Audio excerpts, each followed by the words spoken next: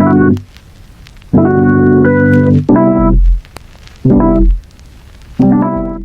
turma, bem-vindos a mais um vídeo. Como vocês estão? Vocês estão bem? Já lavaram as mãos hoje? Lembrem-se de continuar em casa, sair se for necessidade. Essas necessidades têm que ser muito específicas, sempre de máscara e levando álcool em gel com você, respeitando aí a distância de 2 metros entre as pessoas, ok? Então vamos lá. No vídeo anterior nós estávamos fazendo um lettering, que é arte com as letras, e nós usamos o nosso nome, né? No meu caso eu usei o meu sobrenome Santos para poder usar de exemplo, mas vocês podem usar o seu nome, sobrenome ou até o nome inteiro se vocês quiserem fazer uma arte bem grande com bastante detalhe. Hoje a gente vai fazer a versão digital daquela arte e aí eu vou mostrar para vocês quais são os melhores pincéis para poder fazer esses efeitozinhos, né, de curva, de caneta tinteiro, porque dentro do sketchbook ele já tem essas ferramentas e aí vai ser mais uma questão de tamanho ali, de dimensão, para vocês verem que vai ficar bem bonito, ok? Então vamos lá para a nossa versão digital do lettering que nós começamos na aula anterior. E é importante ressaltar que ele já esteja colorido, caso você queira que ele seja colorido, e que você tire uma foto dele deitado, né? Afinal, esse seu texto ele vai estar aí na horizontal, ele vai estar em paisagem. Para isso, a gente vai começar um novo arquivo. Essa arte que está aí no fundo foi da última vez que nós fizemos arte antes das revisões e do quiz. E aqui eu vou colocar um formato de 2.500 de largura em pixels e 1.500 de altura, o que vai dar um retângulo bem grande.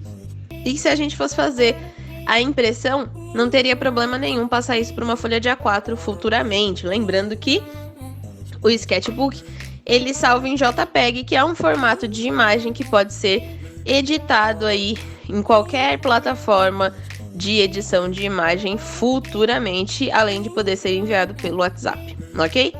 Como eu prometi para vocês, eu estou mostrando aqui os pincéis e ali onde está o nosso círculo vermelho é a parte mais importante. Quando você vai escolher um pincel dentro do sketchbook, é importante que você perceba como que ele funciona.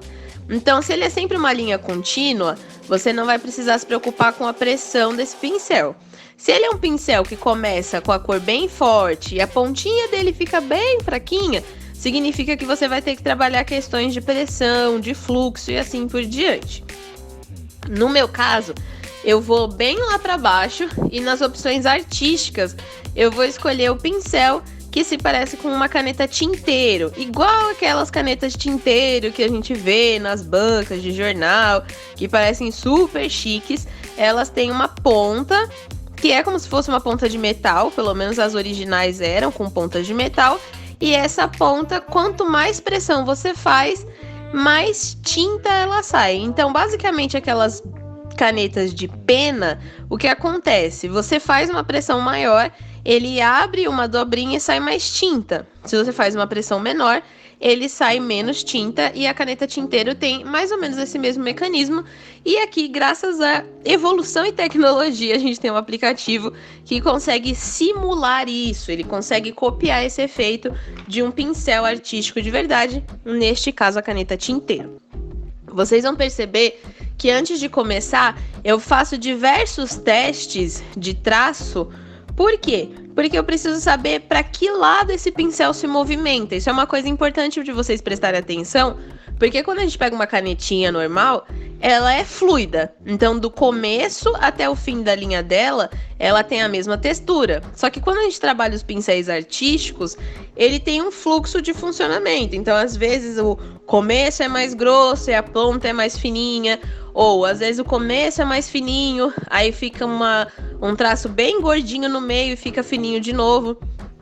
Tudo isso são características próprias de cada pincel. Aí, o que eu vou fazer é colocar esse pincel com uma espessura que eu acho que cobre a minha área toda. Então, ele tá um pincel bem grande, bem gordinho, para ele poder fazer o máximo de espaços possíveis com um acabamento levemente arredondado. Vocês vão perceber que, como eu estou fazendo com o dedo e não com uma caneta digital, ele fica levemente trêmulo nas bordas, mas nada que prática não possa resolver.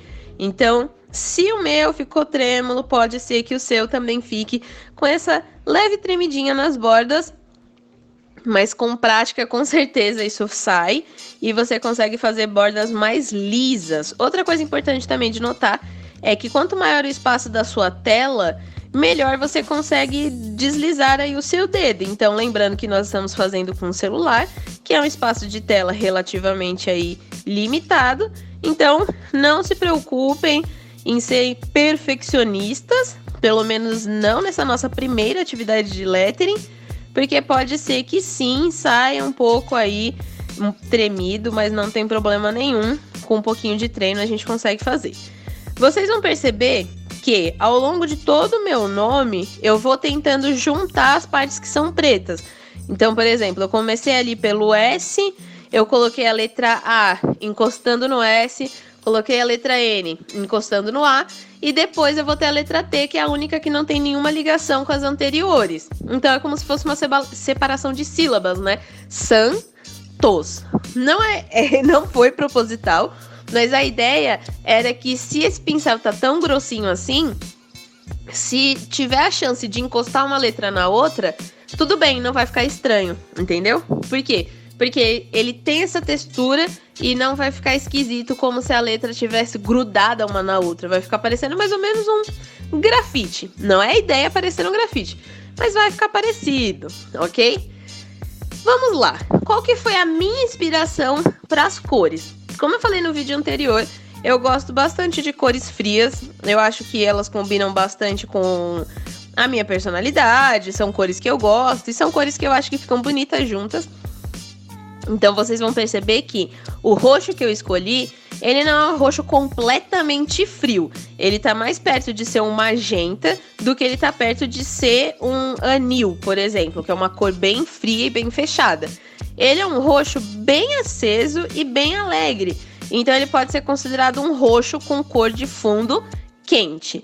Quando eu coloco um azul, que mesmo sendo bastante aceso, ele ainda é uma cor bem fria, essas duas cores combinam. Então, elas são cores análogas, ou seja, cores que são próximas por si só dentro do círculo cromático. Porém, como ele é um roxo mais próximo do magenta, ele pode ser sim considerado uma cor, entre aspas, quente. E sendo uma cor quente, ele automaticamente equilibra e se neutraliza ao estar perto de uma cor fria. Então sim, é assim que a gente faz para poder saber se as cores estão combinando ou não. A gente vê se o fundo dela é quente, se o fundo dela é frio, se elas são análogas, se elas são complementares, se elas são uma tríade e assim por diante. O efeito que eu queria causar com essa parte colorida é como se fosse aqueles ensaios fotográficos que as pessoas têm aquela fumacinha colorida. Eu vou deixar um exemplo aqui de foto para vocês terem uma noção do que eu quero dizer, mas era esse efeito que eu queria colocar nas minhas letras, como se fosse aquelas fumacinhas coloridas que a gente costuma ver em ensaios fotográficos na internet. Eu quero que vocês usem bastante a criatividade de vocês na hora de colorir. E aqui está o meu resultado, meu lettering que foi salvo na minha galeria, com o meu sobrenome Santos, usando fundo preto e as cores azul e roxo, que são duas cores que eu gosto muito. E eu espero que vocês, acima de tudo, gostem de fazer e me enviem via WhatsApp para eu dar uma olhada. Bem, eu espero que vocês tenham gostado de fazer o lettering com o nome ou sobrenome de vocês. E eu quero muito ver como ficou essa arte, então envia para mim via WhatsApp com o seu nome para eu poder saber como ficou. E quando você enviar essa arte, se você quiser, você também pode contar um pouquinho da história. Ah, minha mãe escolheu esse nome por causa disso, ou minha família tem alguém que foi um avô de outra cidade que tinha esse nome e aí colocaram esse nome para você. Ou você pode deixar aqui nos comentários. Eu falei isso no vídeo anterior, que eu queria saber a história do sobrenome de vocês. Lembrando sempre que o nosso sobrenome, ele carrega muito da nossa história, porque ele conta de onde a gente veio, nossa árvore genealógica, e isso ajuda muito a gente ter noção da nossa identidade, porque sabendo de onde você veio, você consegue construir pedacinhos da sua própria história, e é muito importante que vocês tenham essa noção de identidade, para vocês saberem quem vocês são, de onde vocês vieram, e isso sempre vai ajudar vocês a pensar para onde vocês querem ir, ok? Então, só para reforçar, se vocês tiverem alguma dúvida, deixa aqui nos comentários e pode me enviar sempre a atividade de vocês via WhatsApp com seu nome, que eu vou continuar dando os feedbacks. E continuem participando das rodas de conversa, porque a colaboração de vocês é o que tem ajudado muito na edição e no conteúdo dos vídeos, em especial na parte de conteúdo, porque aí eu sei exatamente o que vocês estão gostando, o que vocês estão achando mais ou menos. Então continuem participando das rodas de conversa, que isso é bem importante, ok? Muito obrigada por ter visto esse vídeo até aqui, até o próximo vídeo.